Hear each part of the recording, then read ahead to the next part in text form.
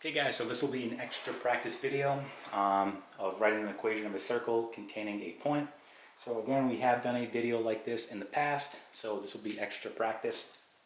Okay, so we're going to get right into this example. We're given the center of the circle and we're given a point on the circle. Now here is our standard equation of a circle, so we know where that comes from. We talked about it in previous videos. It actually comes from the distance formula. Alright, so if you need to refresh yourself on that, make sure you check out those other videos.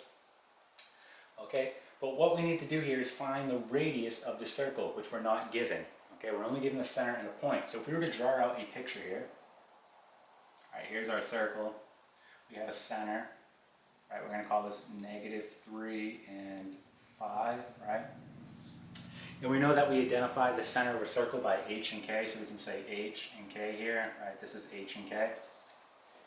And we have a point at 9, 10, so right around here. Okay, we need to find the radius of the circle so we can go ahead and write it in its standard equation, right? So we know that if we have a center and we have a point on the circle, the distance between those two is always going to be the radius, right? So this is going to be our radius. Well, we can find that distance using the distance formula, right? Because we know that we can find the distance between 2 points using the distance formula. So here is our distance formula that I'm going to write out for you. So we have x2 minus x1 squared plus y2 minus y1 squared, okay? So when we solve for this distance, we know that that's actually going to be our radius here. Okay, what we want to do is just label our points. So it doesn't matter which one you call x1 or x2 or y1 or y2 as long as you stay consistent. So I'm going to call this one x1.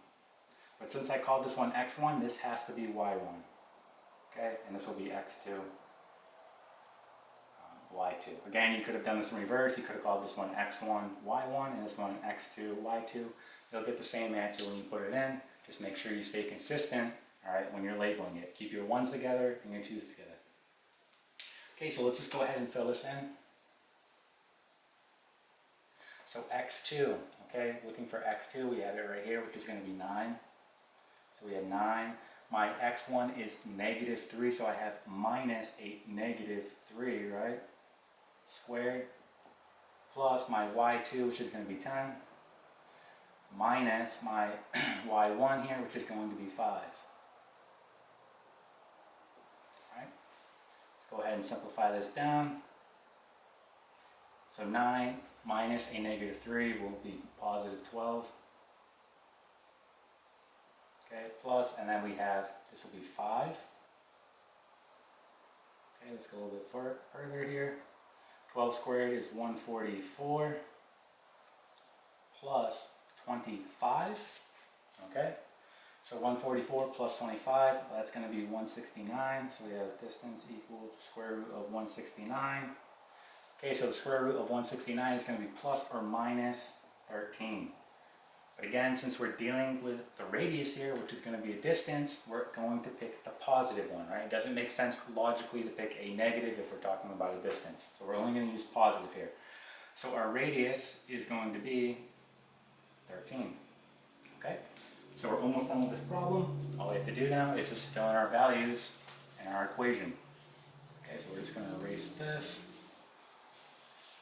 And let's just start filling it in. So our radius is 13. We'll fill that in. So we have 13 squared equals, now here's my constant x. My h value here, so be careful, it's negative, but that negative is staying there as well. So you have 2 negatives. You're going to have minus a -3, which is going to be positive, right? So positive 3. Squared. Okay, and we're going to have plus y. Okay, so here's my k, which is going to be -5 squared. Okay, let's just go ahead and finish this guy off. So we have 169, right, x plus 3 squared plus y minus 5 squared. This right here is going to be our final equation, okay, of this circle. Okay, and that is it.